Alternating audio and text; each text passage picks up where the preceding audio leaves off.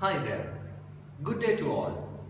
I'm Tushara De Silva, and what we are planning to do today is to look at one of the main conglomerates of Sri Lanka, which is John Keells Holdings, and compare its performance with four other conglomerates in Sri Lanka, both in terms of non-financial aspects and financial aspects. So the four companies that we'll be talking about are Aitken Spence, EB Creasy, Hales and Richard Perez.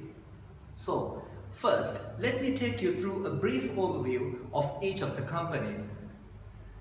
Let me start off with our primary company, John Keells. In the early 1870s, the company was formed by two brothers as a firm of produce and exchange brokers. In 1974, the company became a rupee-quoted public company.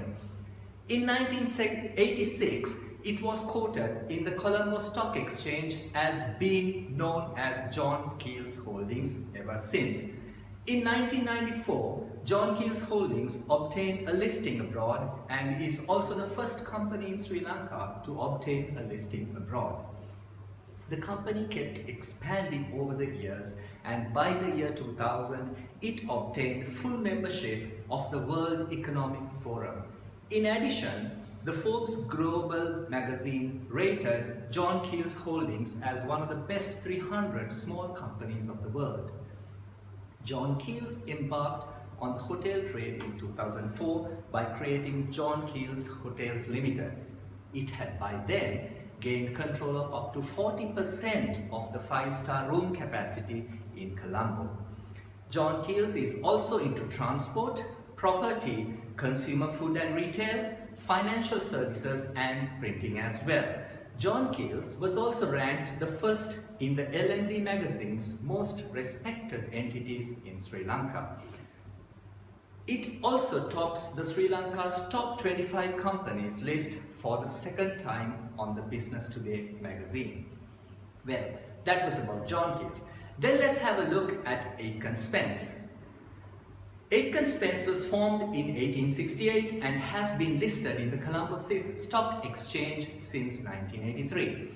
Aitken Spence is considered one of the blue chip conglomerates in Sri Lanka and also has operations in South Asia, Middle East, Africa and the Pacific.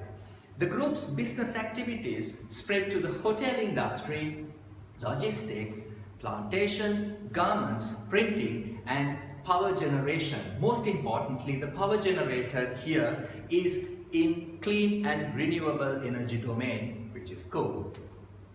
Aitken Spence was also awarded the Best Corporate Citizen Sustainability Award in 2017, conducted by the Ceylon Chamber of Commerce.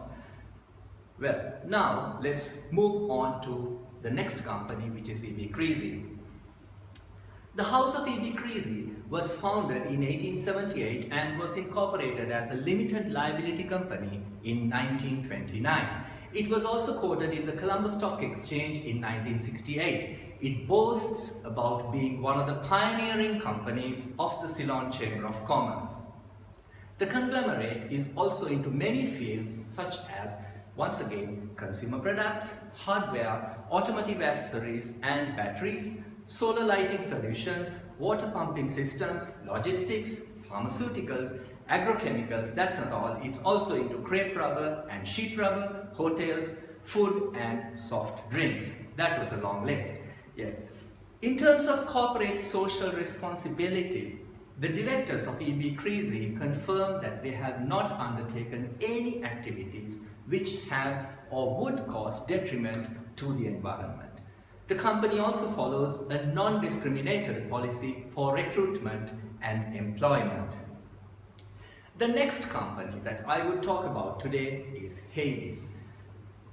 Hales is once again a conglomerate that has been named the best corporate citizen for 5 consecutive years.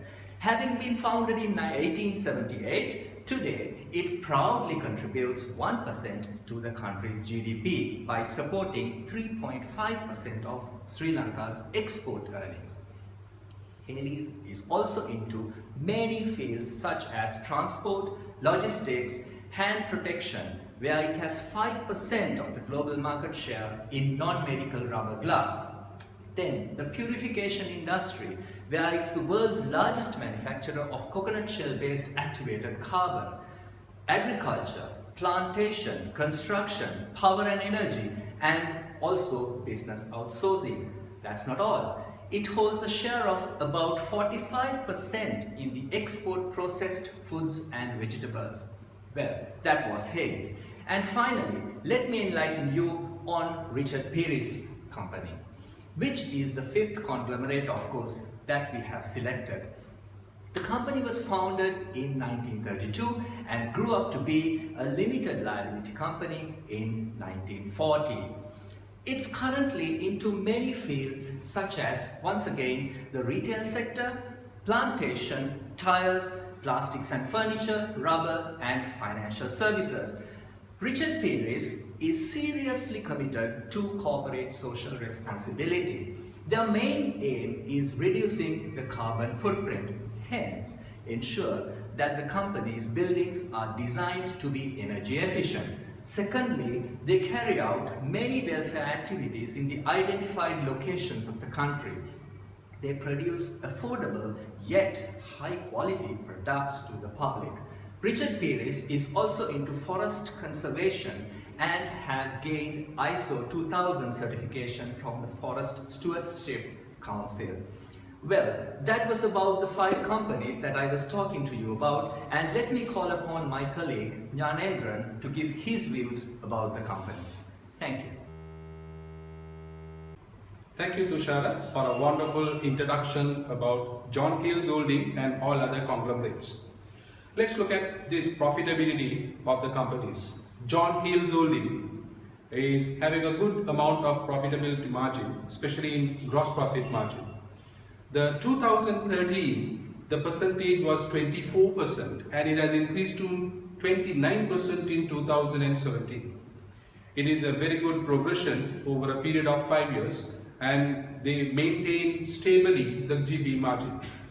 Gross profit margin is one of the profitability that the company need to maintain over a period of time in order to get a good amount of profits at the end. So the gross profit margin is maintained well by John Keells Holding. Let us look at all the other conglomerates. If you look at the Aitken Spence had 64% in 2016, whereas in 2017 it has declined to 48%. This is due to the reason of the hotel sectors was not performing well in Sri Lanka as well as in Maldives Islands. But all other conglomerates like E.B. Kersey, Hales and Richard Peary's were having average GP margin which falls within the range of 25 to 27%. The next profitability ratio is an operating profit margin which the companies are expected to maintain for the purpose of generating good amount of profit at the end, that is net profit after tax margin. So to maintain the operating profit margin, company need to have a proper control in operating expenses, that is administration and distribution expenses. So John Keells Holding was maintaining that control over the operating expenses, and the profitability margin was fluctuated from 8% to 14%. That was a very good progression in operating profit margin. When compared to all other conglomerates, John Keells Holding is having a very good progression in operating profit margin. Let's look at all other profitability margins. The net profit before and after tax margin was fluctuating within the range of 18 to 22% and 16 to 17% for John Keells Holding, whereas all other conglomerates having a very bad performance when compared to John Keells Holding. Now, one of the good important observation that we made during our analysis is Aitken Spence was having an average profitability, whereas E.B. Kersey is having a very low performance, and in 2016 they had a profit, but it has ended up in losses of 2% in year 2017. Now let's look at all other profitability ratios: operating expenses to turnover, net assets to turnover, and assets to turnover, return on assets ROA, and return on net asset (RONA) are some of the important ratios we normally analyze for the purpose of analyzing the profitability. In terms of other ratios, except the EB crazy, the other companies are having good amount of profitability, but in terms of utilization of resources, John Keel's holding is not that satisfactory. Results have been produced. The reason behind that is the John Keel's holding is invested with a huge amount of assets, and they need to make use of those assets in order to get a good amount of profitability over a period of time. This was not maintained that satisfactorily when compared to other conglomerates. As long as Richard Peary's is concerned, their return on net assets was extremely high in 2017 of 23%. This was one of the factors where the efficient use of assets have been taken place by these conglomerates. So, all in all, in terms of profitability, John Keel's holding is showing a better progression than other companies. But some of the companies which comes under the conglomerate, especially Aitken Spence and EB Crazy, have some fluctuated results, and Richard Peary's and Haley's is having a reasonable growth over a period of time. In terms of liquidity, I would like to hand over to Mr. Harshana to talk about all JKH as well as the other conglomerate. Thanks, Nana. Let me discuss about the liquidity. The liquidity is to measure the ability to satisfy the short-term obligations as they fall due. In other words, the organization is to pay its bills. Inability to settle the bills can be disastrous. The company may have to close down due to this reason. Appropriate strategies need to adapt to improve the liquidity status of the company.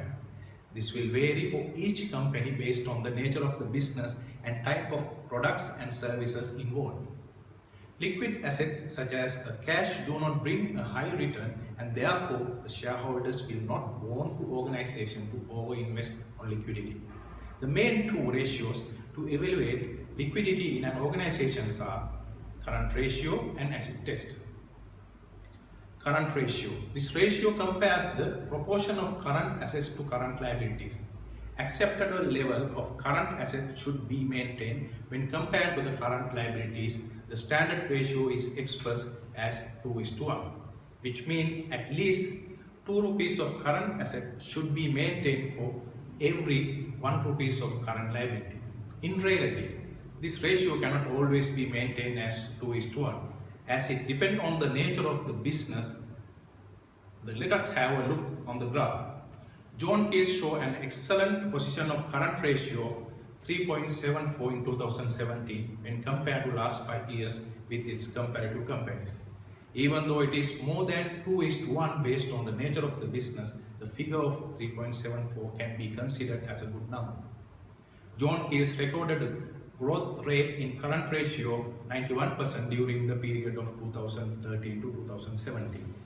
As John Keel's is efficiently managed its liquidity position, it also facilitates the company to multiply its profit by managing finance cost more efficiently. Asset test ratio. The typical cash position could be analyzed by calculating asset test ratio. The less liquid current asset of inventory is eliminated from the total current asset to compare with the current liability. In line with current ratio, the asset test ratio also shows excellent position for John Keel's of 3.54 in 2017. John Keel's recorded 96% of growth from 2013 to 2017. Maintaining stable liquidity ratios support the company to manage the profitability in long run. This was typically evidenced in John Keel's for the past 5 years. John Keel's profitability shows an upward trend. Liquidity is one of the factors that support growth in profitability. Except Richard Peary's, all other comparative companies face liquidity issues which had a direct impact on profitability. Similarly to current ratio, the asset test will depend largely on the business it operates. Thank you very much, and now I hand over to Hamza to discuss about operational efficiency. Thank you very much, Harshana. Now let's look at the working capital management. The working capital management is one of the most important areas that the management should consider in order to improve the operational efficiency of the business. The working capital cycle is calculated by adding the inventory holding days with receivable collection days and subtracting the payable payment days. When the working capital cycle becoming shorter, it's always beneficial to the company to reduce the financial cost of overdraft to meet the commitments to the suppliers' payments. John Keels recorded very low number in working capital cycle to 1 day. It says that the total number of days in inventory and receivable days equal to the payable payment days. Generally, companies give longer period of credit to their customers to generate more sales. In John Keels, the company could manage to get longer credit from their suppliers and manage to give shorter for their customers. If you look at the EB Creasy has recorded higher inventory holding period and shows its inefficiency in managing inventory. Aitken Spence shows a better control in inventory management and resulted in 22 days. The inventory management shows efficiency result by increasing the times for inventory turnover since 2013 for JKH. It has increased 9 times to 13 times from 2014 to 2017. As long as other conglomerates are concerned, they recorded low inventory turnover, which will lead to high stock holding period. This will increase the cost of maintaining the inventory and creating negative impact of profits. John Keel has managed the credit policy to manage their customers and bring down the days from 45 to 37 from 2013 to 2017. This would minimize the probability of bad debts and reduce the interest on overdraft to manage the working capital management. Thank you very much, and over to Mr. Naushad. Thank you, Hamzat. Let us look at gearing ratio. The capital structure of the company should be maintained with the adequate mix of debt and equity capital to minimize the long-term risk for a business. If the capital structure is mainly funded by debt capital, then it will be known as high geared and it will incur high financial costs which will be paid as interest. But at the same time, it should be noted, interest is a deductible expense for the purpose of tax, which will benefit the company when calculating the taxable profit. Let us look at the graph, debt to equity ratio. Debt to equity ratio shows that JKH has a competitive edge when compared to the other conglomerates. JKH has a gearing ratio of 13% in 2013, which has further reduced to 8% in 2017. For the other conglomerates, the gearing ratio ranges from 28% to 65%. The gearing ratio is a good indicator to highlight the financial risk. In the case of JKH, due to the sound financial decisions and accumulated profits have resulted in the low gearing ratio. On the contrary, EB Creasy records a high gearing ratio due to accumulated losses and heavy debt financing. The other conglomerates are maintaining low gearing ratios but not as low as JKH. Now let us look at investor ratios and market ratios. Maintaining the share prices in the stock market is one of the biggest challenges for public quoted companies. The management will need to make the right choices to see that investor confidence is always maintained. One wrong decision will result in a nosedive in the share price. There are investors of two types. First, shareholders who expect a return in terms of dividends. The second, shareholders expecting a capital gain.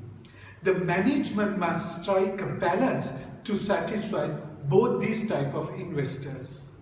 Now let us look at earnings per share. Earnings per share is how much profit is earned by equity shareholders. As per the graph, Haley's recorded the highest EPS of Rs 37.12 in 2017. Richard Peary's recorded the lowest EPS of Rs 1.56 in 2017. The company JKH recorded a drop of 17% in EPS from the period 2013 to 2017.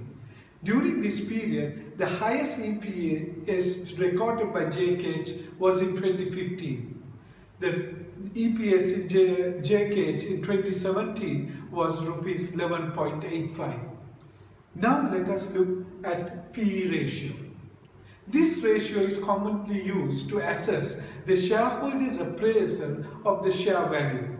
The PE ratio will enable to measure how long it will take to recover the ordinary shareholder's investment.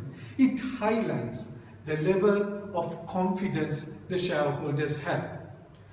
Aitken Spence recorded the lowest PE ratio of 1.24 in 2017. Haley's recorded the highest PE of 7.14 in 2017.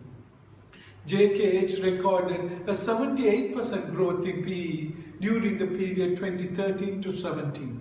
In 2017, JKH had recorded a PE ratio of 14.68.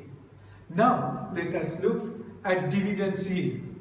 Dividends yield represents the dividends paid per year in relation to the market price of the share. Aitken Spence recorded 19.85 attractive rate of dividends yield in 2017. EB Creasy recorded the lowest dividends yield of 4.58 in 2017. JKH dividends yield is not attractive when compared to the other conglomerates. The highest dividend yield of 4.56 recorded was in 2016. The dividend yield in 2017 was 3.16. Before we conclude, I would like to highlight the limitations of financial analysis based on ratios. First, ratios which show major deviations highlight there is a problem. Further analysis will be required to identify the root cause of the problem. Second, overall performance of the organization cannot be based on a single ratio. However, certain aspects of the organizations are being evaluated, then one or two ratios may be sufficient. When comparing with other organizations, the ratio should be based on the financial statements of the same period of time.